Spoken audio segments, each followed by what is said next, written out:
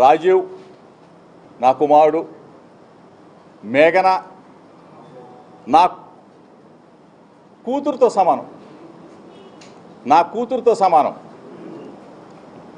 ఎందుకంటే ఉన్నది కొన్ని రోజులైనా కన్న కూతురు కన్నా మిన్నగానే చూసుకున్నాం. ఎక్కడా ఏ పొరపచ్చాలు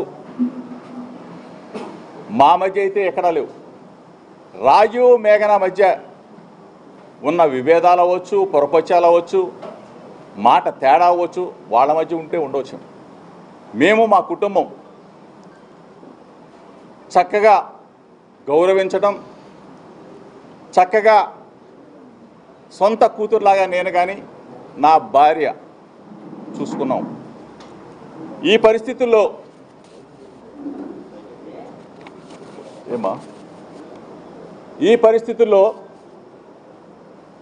వాళ్ళ మధ్యన విభేదాలకి ఆ తర్వాత రాజీవ్ డైవర్షన్ పిటిషన్ ఇవ్వటం, ఆ తర్వాత మా మీద కంప్లైంట్ ఇవ్వటం కూడా జరిగింది.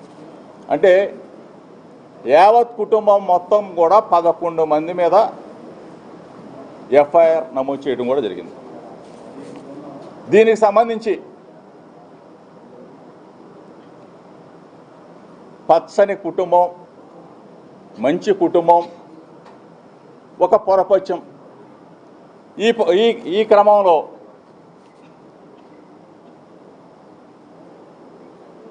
కొంతమంది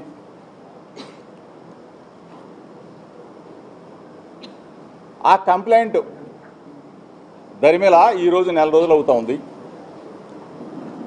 యాంటిసిపేట్ బెయిల్ తీసుకున్నాం. కొన్ని కోర్టు పరిధి దాటి మాట్లాడటం భావ్యం కాదు. కాబట్టి దయచేసి మీడియా మిత్రులకు చెప్తా ఉన్నా, నెల రోజులుగా వ్యక్తిగత జీవితాలు, కుటుంబ జీవితాలు, కుటుంబంలో వచ్చిన మనస్పర్ధలు, ఇద్దరి జీవితాలు, అంటే రాజీవ్ మేఘన సంబంధించిన విషయాలని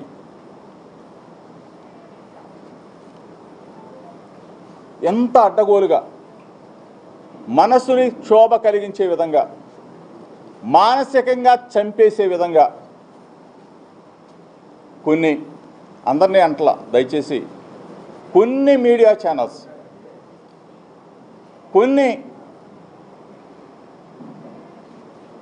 పనిగట్టుకొని యూట్యూబ్ ఛానల్స్ నెల రోజుల పాటు మా కుటుంబం మీద వ్యాపారం చేసుకున్న కొంతమందిని అడుగుతా ఉన్నా, ఇది మీకు భావ్యమా అని అడుగుతా ఉన్నా, మీకు పిల్లలు లేరా అని అడుగుతా ఉన్నా, మీరు పెళ్ళిళ్ళు చేయలేదా అని అడుగుతా ఉన్నా. మా మీద కేసు పెట్టిన మేఘనమ్మకు కూడా తెలుసు, ఆమె మనస్సాక్షి కూడా తెలుసు. తండ్రిలాగా ఏ విధంగా చూసుకున్నానో, తల్లిలాగా నా భార్య ఏ విధంగా లాలనగా చూసుకుందో, నా కూతురికి గోరుముద్దలు పెట్టినట్టు ఏ విధంగా గోరుముద్దలు తినిపించిందో ఆమె మనస్సాక్షి కూడా తెలుసు. అయినా సరే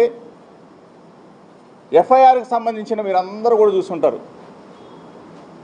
అసలు ఆ ఎఫ్ఐఆర్కి సంబంధించిన కంటెంట్ను ఒకసారి మీరు కూడా చూస్తే, మత మార్పిడి అంటే ఎంత ఘోరమైన, నా భార్య బైబిల్ చదివితే తప్ప అని అడుగుతాం, యేసుక్రీస్తు బోధనలు వింటే తప్ప అని అడుగుతా ఉన్నాం.